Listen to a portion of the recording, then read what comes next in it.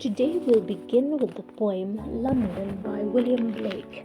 London is a poem written by William Blake, which is a reflection of the poet's personal experiences and observation of the city. The poem is an expression of the poet's social and political commentary on the harsh realities of life in London during the late 18th century. The first stanza sets the tone for the rest of the poem. The use of repetition in the opening line, I wander through each chartered streets, create a sense of monotony and oppression.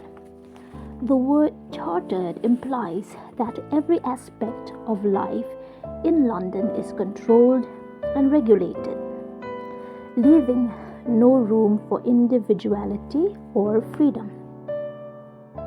The poet paints a bleak and gloomy image of London. The poet observes marks of weakness, marks of woe in every face.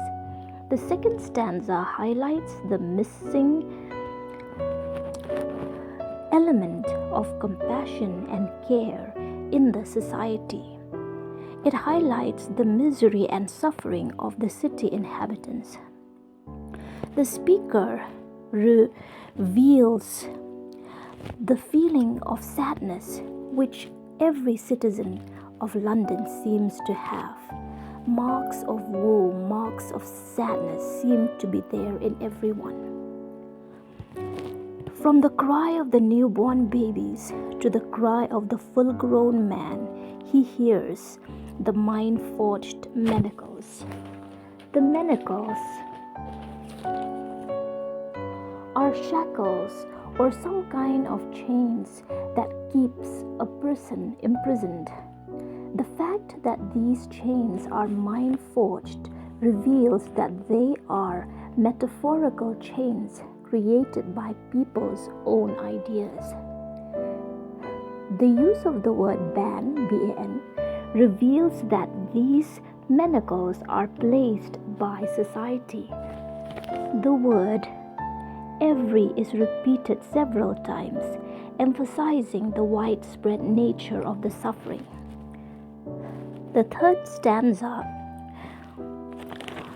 is a stanza where Blake draws his attention to the sufferings of people like the chimney sweeper.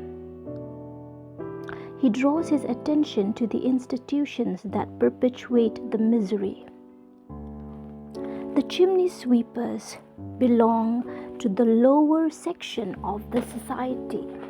They are very poor children who would have to climb the chimneys in order to clean it.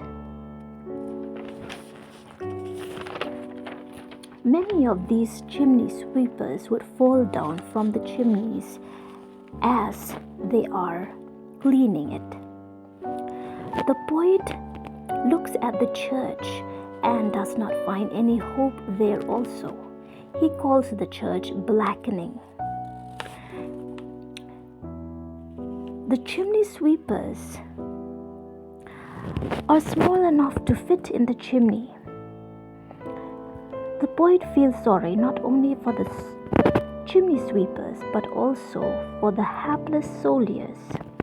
After criticizing the society, the misfortune of the poor and the hypocrisy of the church, he criticized the government by suggesting that the soldiers are the poor victims of the government.